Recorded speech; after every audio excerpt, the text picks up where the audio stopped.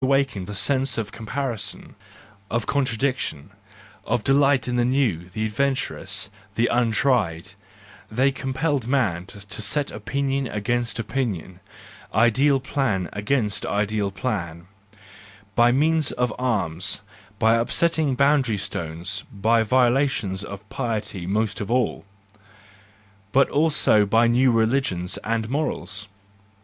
The same kind of "wickedness" is in every teacher and preacher of the new, which makes the conqueror infamous, although it expresses itself more refinedly, and does not immediately set the muscles in motion (and just on that account does not make so infamous). The new, however, is under all circumstances the evil, as that which wants to conquer, which tries to upset the old boundary stones and the old piety. Only the old is the good. The good men of every age are those which go out to the roots of the old thoughts and bear fruit with them, the agriculturists of the spirit. But every soil becomes finally exhausted, and the ploughshares of evil must always come once more. There is at present a fundamentally erroneous theory of morals, which is much celebrated, especially in England, according to the judgments "good" and "evil" are the accumulation of the experiences of that which is "expedient" and "inexpedient." According to this theory, that which is called good is conservation of the species; what is called evil, however, is detrimental to it. But in reality, the evil impulses are just in as high a degree expedient, indispensable, and conservative of the species as the good, only their function is different. 5.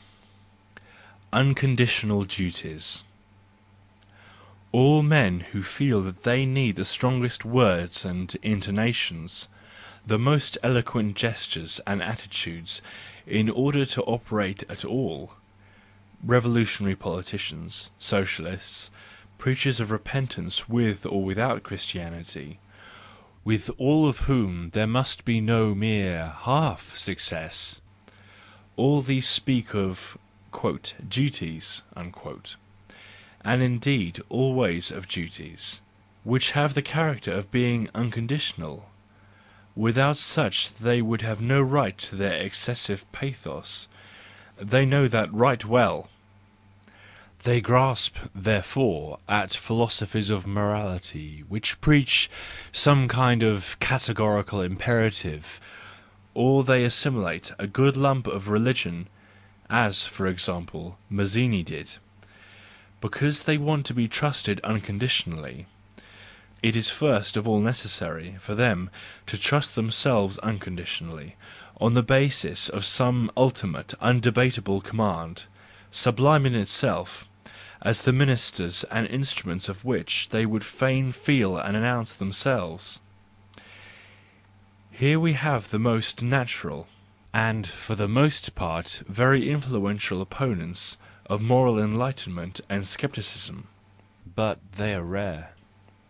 On the other hand, there is always a very numerous class of those opponents wherever interest teaches subjection, while repute and honour seem to forbid it.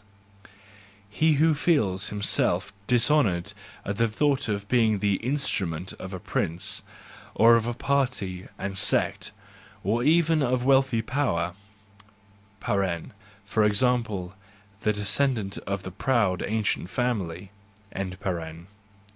but wishes just to be this instrument, or must be so before himself and before the public, such a person has need of pathetic principles, which can be at all times appealed to, principles of an unconditional ought, to which a person can subject himself without shame, and can show himself subjected.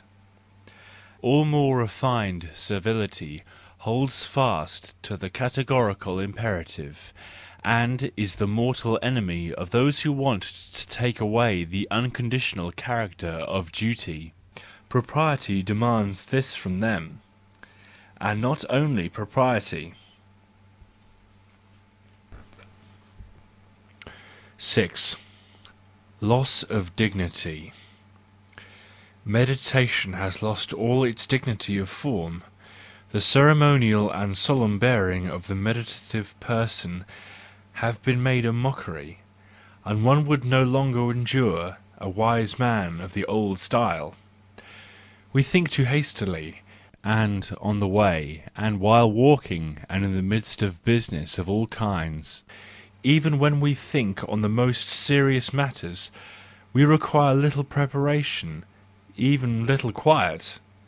It is as if each of us carried about an unceasing revolving machine in his head, which still works, even under the most unfavourable circumstances.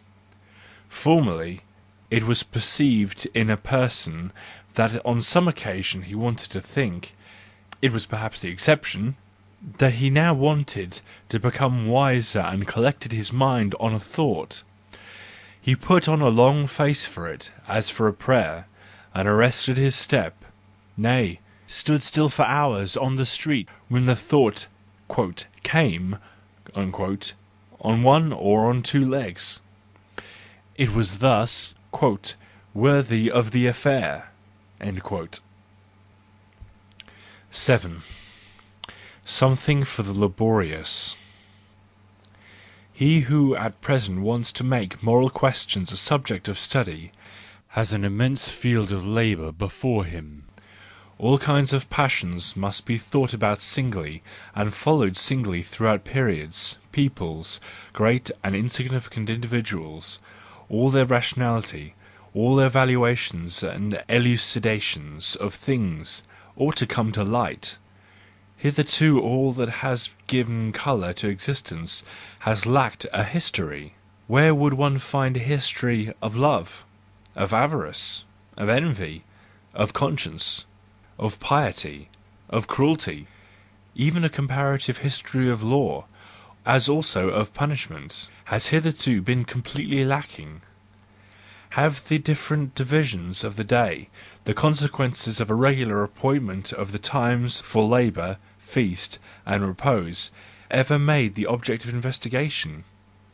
Do we know the moral effects of the alimentary substances? Is there a philosophy of nutrition? The ever-recurring outcry for and against vegetarianism proves that as yet there is no such philosophy. Have the experiences with regard to communal living, for example in monasteries, been collected? Has the dialectic of marriage and friendship been set forth? The customs of the learned, of tradespeople, of artists, and of mechanics, have they already found their thinkers? There is so much to think of thereon.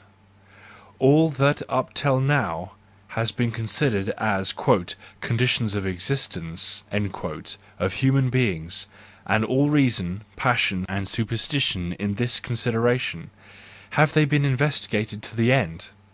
The observation alone of the different degrees of development which the human impulses have attained, and could yet attain, according to the different moral climates, would furnish too much work for the most laborious.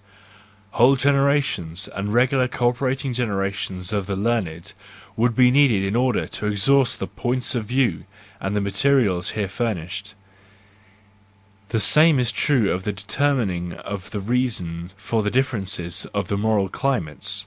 On what account does this sun of a fundamental moral judgment and standard of highest value shine here, and that sun there? And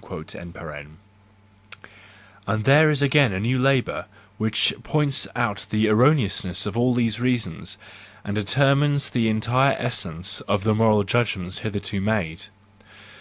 Suppose all these labours were accomplished, and the most critical of all questions would then come to the foreground: whether science is in a position to furnish goals for human action. after it has proved that it can take them away.